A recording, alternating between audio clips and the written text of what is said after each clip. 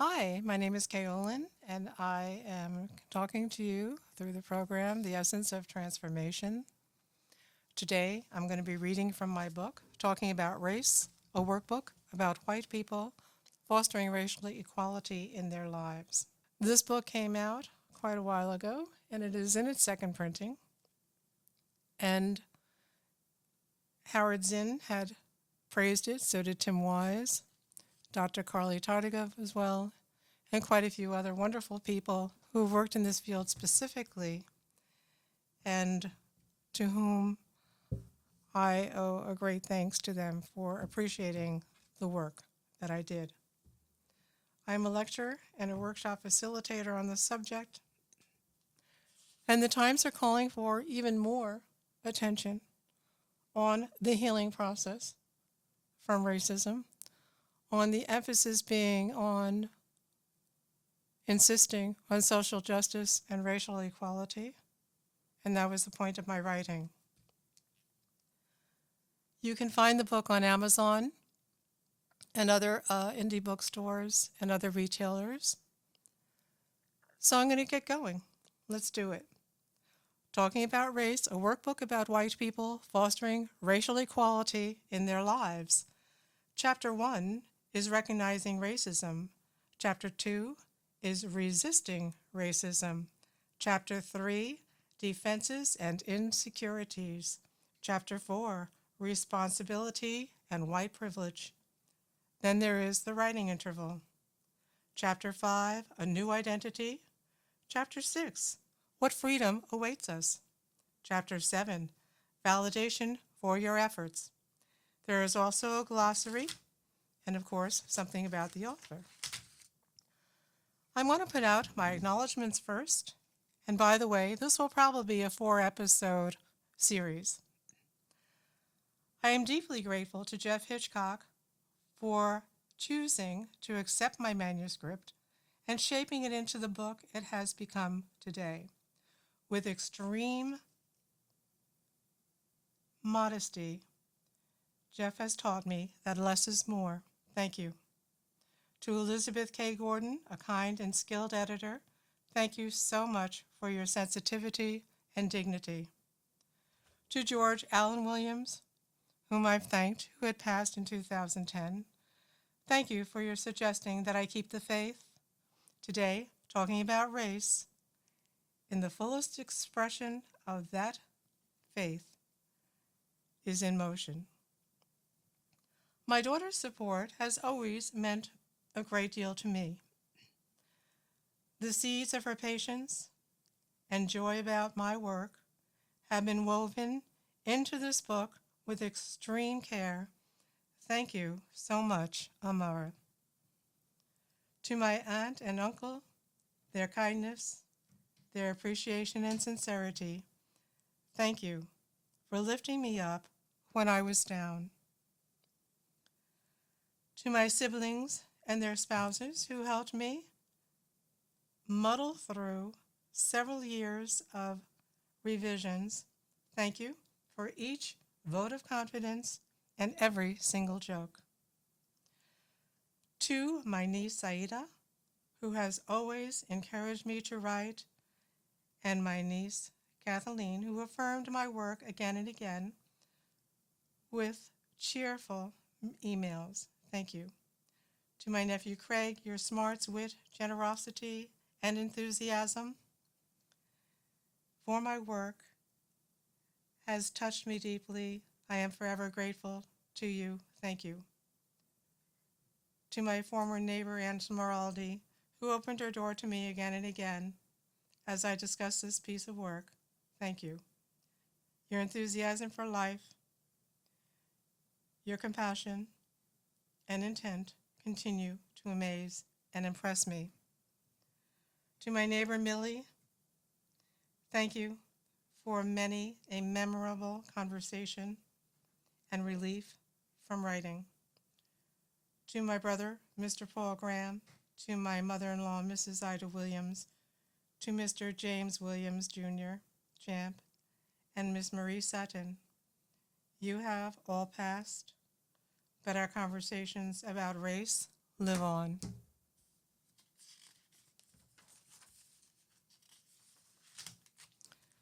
The introduction.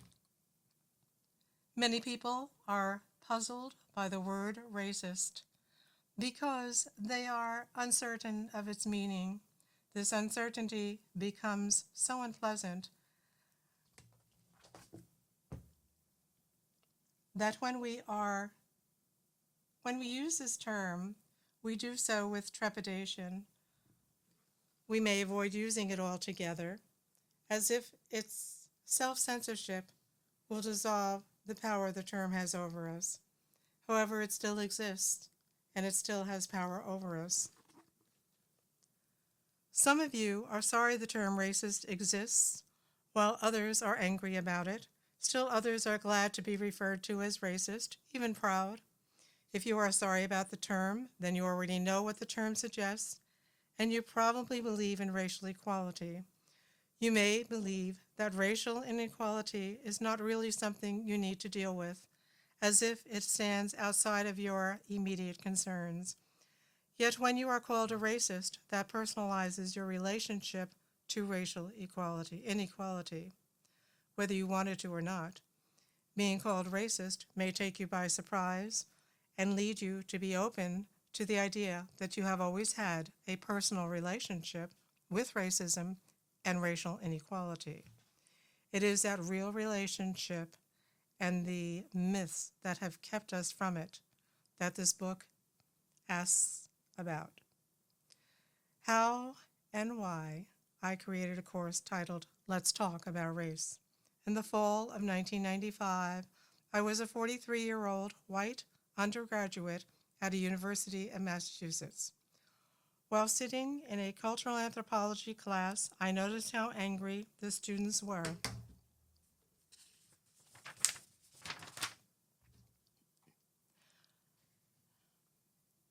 at African-American professor as they learned about racism in class. Some of the students flat out denied the facts of his right to teach them. Others sat silent and tense, clearly unable to cope with the subject. This professor received hate mail and threats. It occurred to me that the majority of the white students were not simply uninformed about the history racism plays in our culture. They were also passionately defensive while they learned the truth about their own history. I considered their passion a call for help. We all know that our students may have difficulty with English or math, but they do not threaten the life of the teacher because of it. No one attacks a professor because of the content of their readings or a challenging equation. Students do not insist the facts you present to them are wrong or threaten to kill you because the equation exists. Yet, the topic of racism evoked such violent emotions and defenses that I began to consider teaching a course that would assist students in processing racism. I also wanted the course to help them to begin to cope with how deeply racism had already impacted their lives. There was no doubt in my mind that racism is an inheritance we must all attend to and even assimilate before we are able to disengage from racist norms and assumptions about ourselves. And that is true whether we are people of color or white. So with the permission of a faculty advisor, I created and taught a course titled Let's Talk About Race, Confronting Racism Through Education. My education. In 1995, I had just relocated from Brooklyn, New York, where I had raised my 2 African-American children in a racially integrated setting. I knew things would be different in central Massachusetts, but I was unprepared for the reactions of the other white students when the professor tried to teach us about racism. The course inspired and directed me, but my education on race is not only the result of academic work. I began my studies during an early childhood when the silence and censorship about racism that so troubled me later in the university classroom had prevailed. People of color were in our homes and lives. They were our nannies or maids then, but never our friends. Their marginal position in white society was tinged with an annoying sense of secrecy,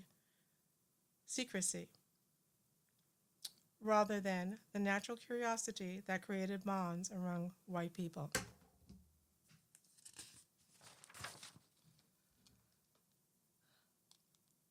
There was also great shame I sensed connected to the presence of people of color in our lives, shame which, oddly, seemed to bring white people closer together.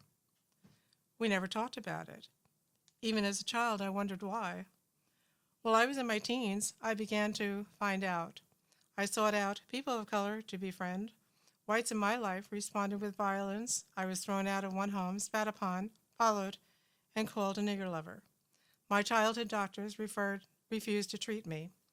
Later in college, when I married a black man, the entire neighborhood showed up as if we were a circus show. High school friends rejected me. One did visit, but only to see what color the baby was, and then turn me home. I could no longer collude in the silence. I had to speak up about race to protect myself and my 2 children. No one could do that for me. All the love and support in the world, coming from anyone of color or white family members, could not give me what I needed to fight the hatred that came from my own people. But of course, there was not only hatred, there was naivete about racism and ignorance. And when there wasn't ignorance, there was a very calculated lack of interest in the subject. I had to wonder why. My children were at risk, and so was I. So why the apathy? About my course. While at the university, I was a full-time day student and worked in a residential program for children and adolescents at night. My own children were adults by then, so I had already watched my children move through the educational process. We had been a part of many trends where racism was concerned, but we were never completely satisfied with anything we had experienced. So I decided to write my own proposal and teach a course on the subject. Once accepted, I had a sponsor and went to work. When I planned to grade the students, one of the department heads exclaimed, "Oh no, how can you grade a course on racism? You can't grade a course on racism." I was taken aback by her response. The students were writing papers, studying, and participating fully in all of the class activities. I knew they would work hard on this subject. However, I conceded to grading on a pass-fail system. The concept was new and needed to be tested. But I am of the opinion that lowering the standards, lowering the bar regarding racism in general is not helpful to students. I recommend letting them get full credit for their work on this subject. I had the privilege of teaching the course for 2 semesters. I also had the privilege of having the most amazing students and class participation. You will hear from many of the students throughout the book. The students were of color and European white. They ranged in ages 18 through 21, and some from various states in the United States of America. While the course presented many a challenge, the students remained focused, courageous, and willing to reveal the truth of what racism had done to them before they arrived on campus. They also managed to disclose the strains racism imposed upon them once they started college. They found a voice for a subject in which there was no language before and no one to speak to about it. They came upon and embraced connections to one another they had thought may not be possible. They also showed me that I was right. Racism is a burden. Once we identify the source of the burden, we can begin to relieve ourselves of it. But it takes time to do that. It takes strength and risks, courage and clarity. I hope that to this day they are still invested in racial equality. In this book, you will hear from many of the students which names are changed to protect their privacy. They speak eloquently and honestly about stages, dilemmas, and joys we all go through, captured in depth through dialogue and reflection. I am indebted to them for their active participation. What educators do not seem to know, My students showed me that racism is a burden. I still find today that the great majority of educators fail to understand that students carry a lot of racist baggage with them, grade to grade, in school. You might wonder how I can say that. I can say that because of what I have seen. I have children who were through the school systems.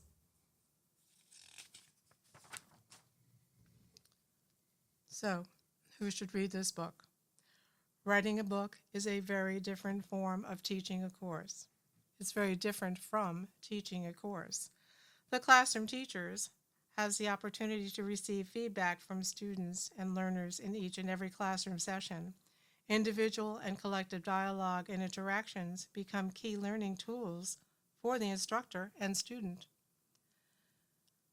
A book, however, must simply lay everything out at one time, and the author must make her best guess about what the readers will need to read at each stage of their development. In this book, I have drawn the focus a little closer on white people per se. This is a book about what white people can do to work for racial equality, but it would be a mistake to say it is a book only intended for white people to read.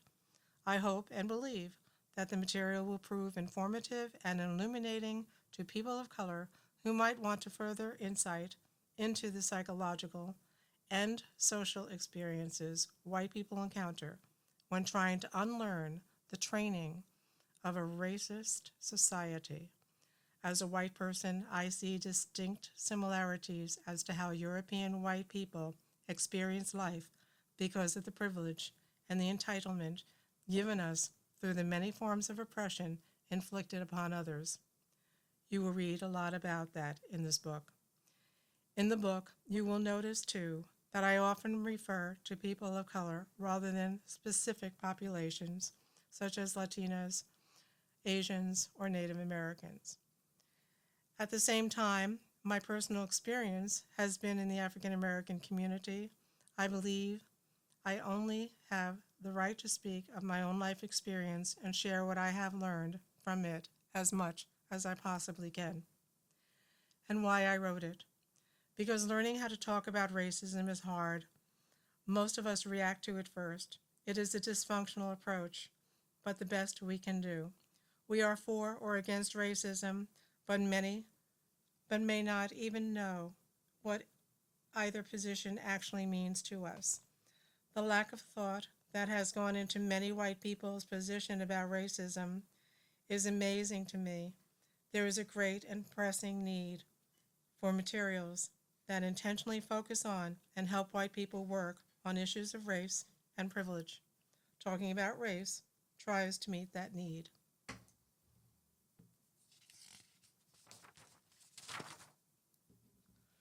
Many aspects of the racism I had to cope with growing up seem to have dissolved. Barack Obama, the former president, is the first black man to be elected president in the United States of America. These are hopeful times for many of us, but we are hopeful, not delusional. We know racism still exists in this country. It certainly does. Regardless of age, status, or class, you and the students have something in common. Race has shaped you. Many of you will be reading this book because you already believe, as I do, that we share a bizarre legacy, and you'd like to work your way out of it. Many of us are working on the problem of racism in our lives. We're glad to have you join the effort. Talking about race has been written in the hope of encouraging people to talk about what they know. We all know something about racism, don't we? We needn't be historians, journalists, lawyers, or scholars in order to discuss what we know about racism. This book encourages you to speak about what you know. It also teaches you how to deal with your newly acquired knowledge within the context of racism, as it enables you to disengage from the power it has over you today. So how to use this book? You will need two tools for this journey: humility and a suspension of judgment. The book asks very personal questions about your own race story and gives you space in the workbook writing section for your answers. Be sure to give yourself space, time, so you may make mistakes, you may be uncertain, to have realizations, to grow, and to change.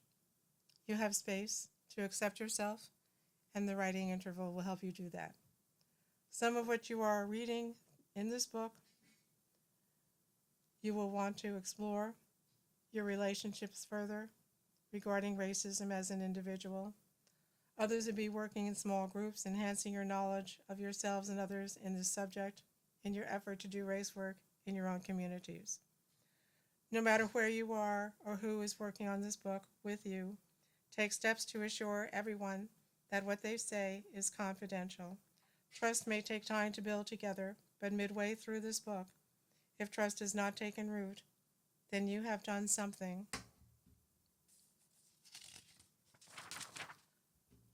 that needs to be corrected. So get some feedback from another race worker and correct it. If you are working on this book alone in your own home, keep your answers to these questions in a safe space that is for you and you alone. Racism surfaces in the most unsuspecting places in our lives, in our histories, and yet we see it every day. There are contradictions in the process. It does not follow a straight line. You may even consider yourself a racist and be reading this book for a variety of reasons I am not mentioning here. No matter who you are or what brought you to this book, go through this process as I've asked you to. Answer all of the questions. Don't discuss it with anybody until you are ready. If you need to change the names of the people you write about, that's fine. All the names I have used, I have changed to protect their privacy. Talking about race consists of 7 chapters. Each chapter includes 1 or more sets of workbook writing questions, which draw you into the conversation that began with the class. The chapters work best if read in order, especially the first 4 chapters. 1 and 3 introduces ideas that chapters 2 and 4 illustrate, respectively, with real-life cases. Chapters 5 and 6 stand alone a little better, and really, you can read any chapter alone with help from the glossary at the back of the book. The first 2 chapters, Recognizing Racism and Resisting Racism, introduces key concepts while giving you the chance to begin to write your own race story. Chapter 1 explains how racism is intertwined with family life, while Chapter 2 gives an example from the class of a student who came to recognize her father's racism. We look at how Claire reacted and talk about what else she might have done. Chapter 3 outlines common defenses and insecurities that stop us from seeing and working on racism, with ways around those obstacles. In Chapter 4, we discuss the thinking of a student to help us understand and take responsibility for white privilege. The chapter ends with an assigned outing to an integrated place that should really open your eyes.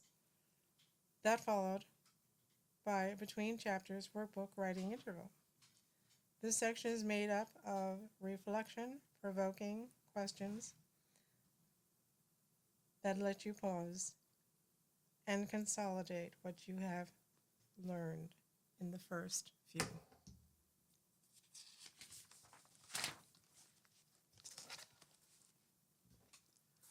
In the first 4 chapters, and prepare you for the leap into the new identity covered in the last 3. A word of advice: keep all of your workbook writing. When we approach racism consciously and voluntarily, the discoveries flow fast. We hear and see everything differently. We become keen observers of people and society. We also become more self-aware and realize that we have many choices about how to navigate through racism. You will know a lot more about yourself when you finish the book. Your answers matter. Keep your work. After the writing interval, we begin to reap the benefits of our work as we discuss and develop a new racial identity in Chapter 5. We read about Maria still struggling to make sense of what happened around her high school prom. We read about racial maturity and reach for it. In Chapter 6, we begin to glimpse at racial equality and what it would look like and the concept needed to take concrete steps we can take to make that vision a reality. We read about Roger and William, two friends pulled over for driving while black and white. Driving while black and white, you get to apply what you've learned in previous chapters to an analysis of their complicated situation. The final chapter employs a metaphor to help us understand just how surrendered we were by racism, how surrounded we were by racism growing up, and yet how uncomfortable we were with it. We always knew we didn't really fit in. It wasn't what we wanted. But how could we go to the place where we needed to belong? Reading this book, doing the workbook writings, pushing ourselves to enter integrated conversations and places. We have, by Chapter 7, traveled pretty far. At the end, we validate our work and the work of others. We define racism. We define racism for ourselves. We realize how much we have changed and look ahead. We look ahead to some of the bumps that will probably come in the road so that we can be ready for them. We know we're not alone or perfect, but we also know that we're not going to be one of the silent ones. We can talk about race, and we will.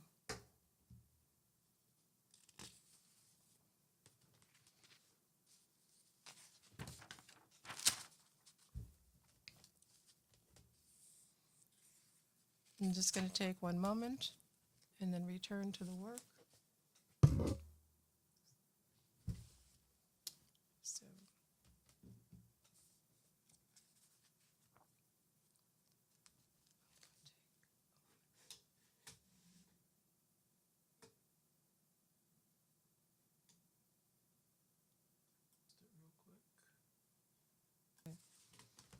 good, beautiful. Okay.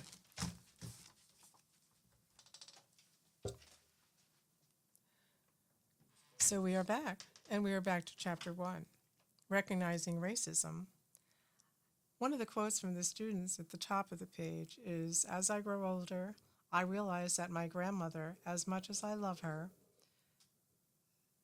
was a racist. Being confronted with such ignorance from someone you love so dearly is very hard. My family will not like that I am changing. I don't know how I can let them know. Not yet."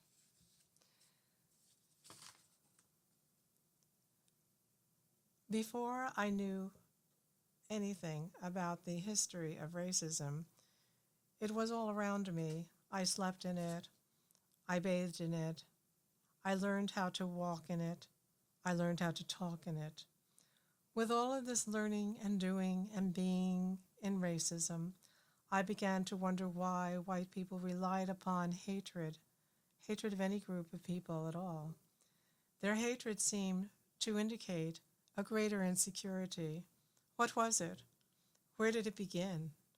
Was it in me at birth, or would I catch it later, like the measles or the flu?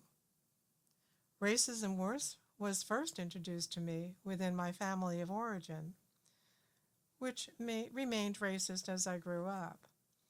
That racism was reinforced by the values in our community, schools, and church. At the age of 19, I met and married a black man, and we had 2 children. Writing became a coping mechanism. I began to record the daily racist incidents I observed and experienced. The journey I have been on is also your journey, and the journey you are on is my journey. Racism has bound us together.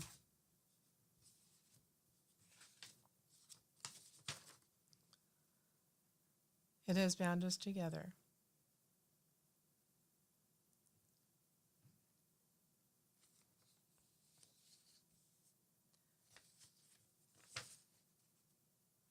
and there is shame in it. We give each other our histories, our stories, and our shame. No white student had spoken up in class or approached racism when it was necessary to.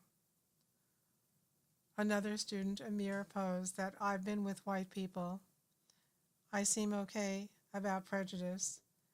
They raise their voice when they speak to me. But I am black. I am not hard of hearing. In addition, it happens at bus stops, in stores, and in class. This makes me wonder how deep this problem really does go. As you see, the students brought many different concerns into the classroom and a willingness to go deep to solve the problem of racism in their own lives. One concern they seemed to share was a fear of surrendering to peer pressure when it came to racism. I often feel powerless and frustrated, wrote Michelle. I feel unable to make myself heard and am wary of all confrontation.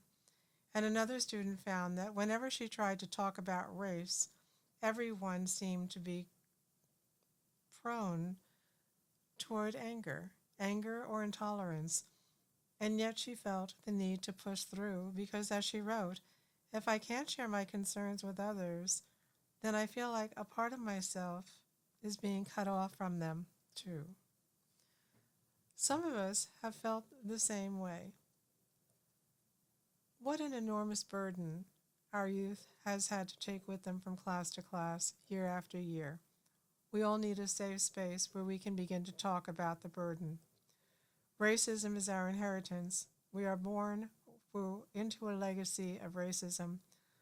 A road was paved for us on the backs of people of color.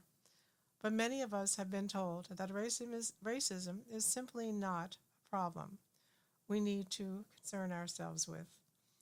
We did not begin it, we're told. So why should we be held accountable to it? Exploring Black culture is just too complicated for us. Our lives and our tasks were supposed to be simpler. The whole idea of racism, in fact, was to put us in a place that was supposed to make us be less complicated than the place people of color are put in. So I asked for trouble.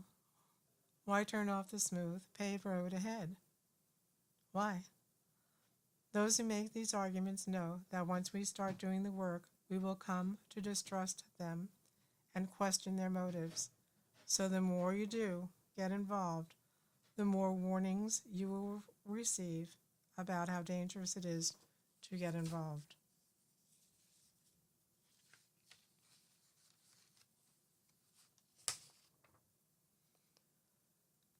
Racism is an unpleasant topic. Perhaps it is too unpleasant for you. It can get ugly and, well, maybe too ugly for you.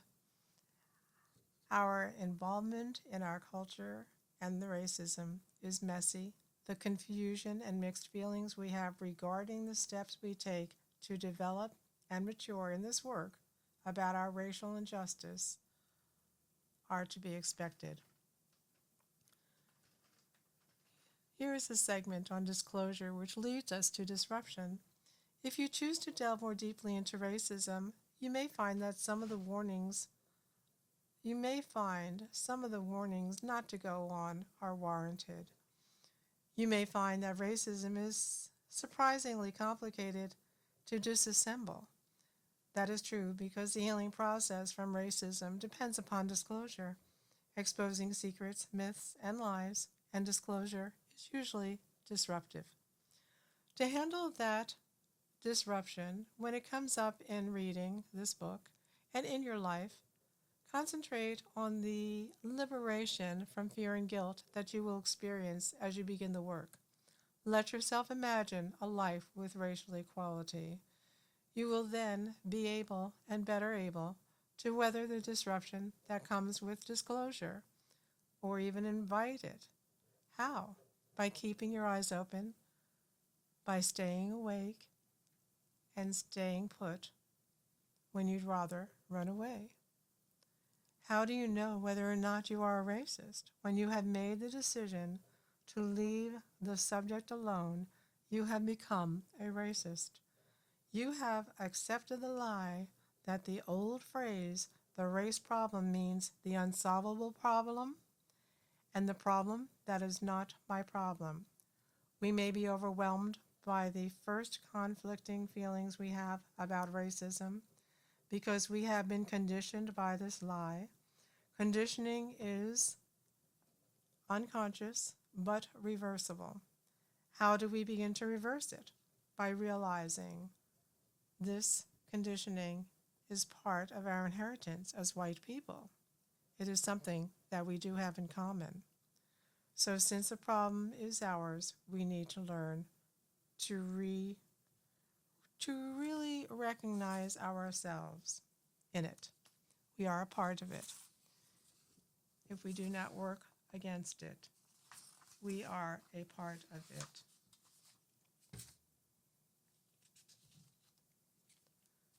Here we go, trying not to be, trying to be something else, trying to foster racial equality and social justice. We begin to experience racism when we are young. We can't forget this. We've got to go back and take another look at this. When asked, what is your first memory of color impacting your relationships, my students responded with very early memories. Here is what Ellen remembered. She was white, Irish, and came from the south side of Boston. I remember as a young girl visiting my grandmother, I would hear her refer to black people as niggers and those colored people. I did not know what those meant. I only knew from the tone of my grandmother's voice and the look on her face that we were bad, that they were bad, which meant, too, that we were good. So they were bad, we were good. It seemed that whenever she would sit down and watch the news, we would comment on all of the crimes and problems in the nation, attributing it to those blacks. This left me feeling very confused. How could it be these people, whose only difference between us was the color of their skin, responsible for such bad things? As I grew older, I realized that my grandmother, as much as I loved her, was a racist. Being confronted with such ignorance from someone you love so dearly is very hard. Tony, an Italian and raised in New Jersey, had probably already learned a similar lesson in his family by the time his sixth grade peers gave him this review. The grammar school I attended was primarily white. I will never forget the first time a black student entered our small sixth grade class of 32. The girl's name was Jan. I remembered we shared the same birthday, and I greeted her as I would any student. We played together at recess, where I introduced her to my other friends. I noticed that just because of the color of her skin, people acted strangely towards Jan. The girls were frosty to her, while the boys just teased her outright. And a third white student, Maria, told of coloring at a birthday party that included a girl of color. When the girl asked for a brown crayon, Maria's mother, the mother of the child, whose birthday it was, seemed irritated by that request, and she said, "No, we throw out the black and brown crayons when we get them, because they're dirty." The girl withdrew and was scared. Now I am surprised that she even stayed, but she probably had no choice. Racism enters our lives when we are young and dependent upon others. Is it any wonder that as adults we often feel powerless to do anything about it? That we are not powerless? Just recognizing and accepting the fact that we were born into this dilemma empowers us. We can choose to align ourselves for racism or against it. How do you align yourself against it? First of all, be aware of what keeps us aligned with it. We may try to defend racism in order to protect our attachment to other white people. We're desperately trying to preserve that sense of inclusion, belonging, unity, our very identity. And yet, we know something, belonging, we know We're desperately trying to preserve that sense of inclusion, belonging, and our very identity. And yet we know something is wrong. It is as if we're trying to lie down and get comfortable in a bed of thorn bushes. It's not working, and the conflict seems to follow us wherever we go. We just don't want to see the people we love within the context of racism. We want to grow. We don't want to be racist, yet we don't know how to cope with the people in our lives who are. We learn to feel helpless about race. There is a learned helplessness that we often surrender to when the issue is racism. I believe many white people are afraid to care about race and racism because of this. Family, teachers, friends, society in general taught us that we must learn to live with racism because conflicts over race can never be resolved. For many, this learning may come so early they don't remember it or notice when it is being reinforced as they grow up. One of the students did notice helplessness being taught in her high school and later in the college campus. She said, when there is a conflict between a white person and a student of color, there is never a mutual conclusion drawn about it. Teachers remain silent. They never get involved or seem to care. But when there are other issues,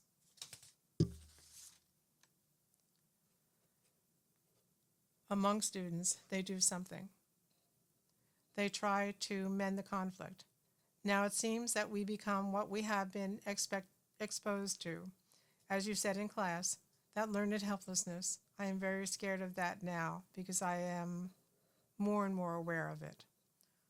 Learned helplessness taught white people that we could do nothing to solve the problem of racism in our lives, but white people are not helpless.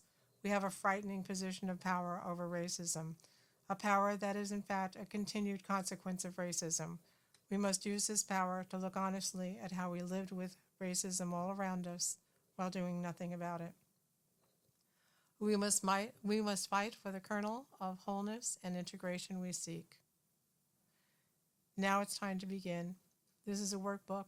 After all, please take some time to reflect and write your answers to the questions on page 21. The things we do for love. When we question racial inequality, our families and communities respond with fear in their faces, anger in their eyes, and disappointment in us. They want us to follow in their footsteps, and we want to continue to believe there are people worth following. But what happens when we figure out where the path leads? Wrote one student, I wanted to continue to have faith in my aunts and my mother, to convince myself they did not mean to use racist language, but my heart sank, and I couldn't do that. I felt ashamed of them, as if their racism would naturally run off of me, as if there'd be nothing I could do about it. It is so painful and confusing, separating myself from it in order to please my family. And you never see them as you once did. You lose a part of your love for them, safety, and especially pride. Before we turn 12, many white people experience a quagmire of conflict. We step into it with our first questions about our value versus a person of colors. We see how elders and teachers struggle to explain racial inequality. We sense insincerity.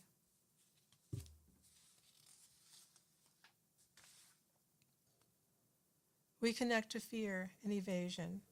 By questioning inequality at all, we begin to lose the foundation of innocence on which racism's whole house of cards is built.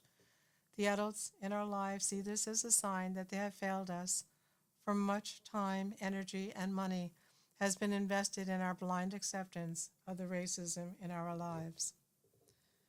When our loyalty to loved ones is at issue, we may sacrifice our desire for racial equality. It is easy to give up, easy to give in. We don't like to accept the challenge of change or take on the risks and consequences of loss. We'd rather many people continue to suffer rather than to have one person in our family suffer because of our beliefs or desire for racial equality. To protect each other, we protect racism. The quagmire of conflict includes a real fear that if we resist racism, we may put our loved ones at risk. What might happen? Neighbors might have or lose disrespect for us. I'm sorry. Neighbors might lose respect for us. If neighbors look at us critically, they might see other things about us that they don't like and which we would then feel ashamed of. If the community rejects us, we will lose our status and our privileges. We need inclusion in our families and communities. Many believe they cannot live without it. It may seem that we can secure that inclusion only through sharing racism. It's how we show support to those who have cared for us. This quagmire of conflict contributes to many dysfunctional aspects of white family life. If our love for one another depends upon the certainty that we will accept the stranglehold white supremacy has on our most intimate relationships, then we cannot be surprised at the extent to which mental illness, alcoholism, drug addiction take over and destroy us. It is like trying to keep a volcano from erupting. Sooner or later, something is bound to explode. We cannot move forward on racism without looking back at our childhoods and recognizing the quagmire of conflict we have lived with.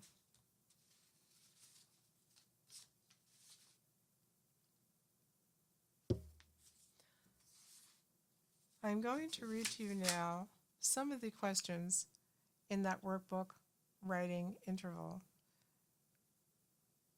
And here it is.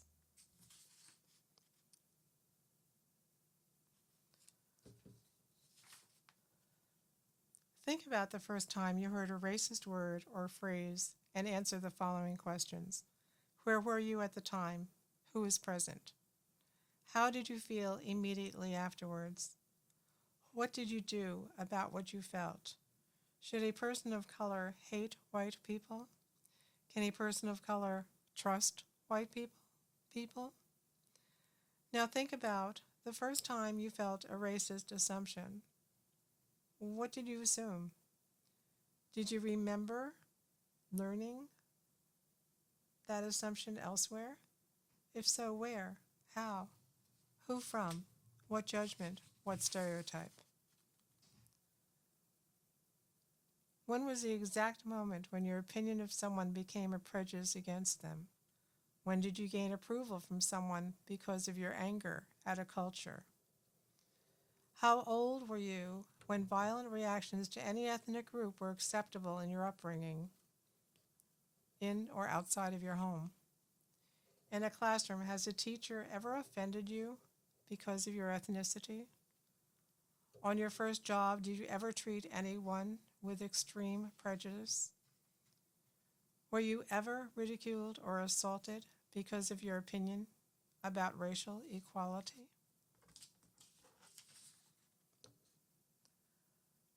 So, we're going to move on here to the closure of this first episode about this book, and then I will continue in the next few weeks completing the reading of the book. And here I'm going to mention this last piece in Chapter 1. We can stray from the comfort zone. You needn't be discouraged by what you have read. You are doing something right now that can and will move you forward to the goals you seek and the racial equality you would like to foster in your life. Continue to read this book and do the exercises in it. Few of us would argue that white people are safer than people of color. Few of us would argue that white people are not given an advantage over people of color. Right now, you are doing one of the most difficult things one can do about racism. You are looking within, you are breaking it down, considering your options, learning to recognize racism, and dealing with being white. You are stepping out of your comfort zone. There is a great fear tied to this work, which you will be untying in order to find out who you really are, what you can really do, and who you can really become. You will learn how to stand up for yourself, to accept change, a worthy sacrifice, as you move from recognizing to resisting racism. Thank you very much for your time. If you need to contact me, you can do so. Feel free to do so through NCTV. And I will talk to you soon again. Thank you so much for your time.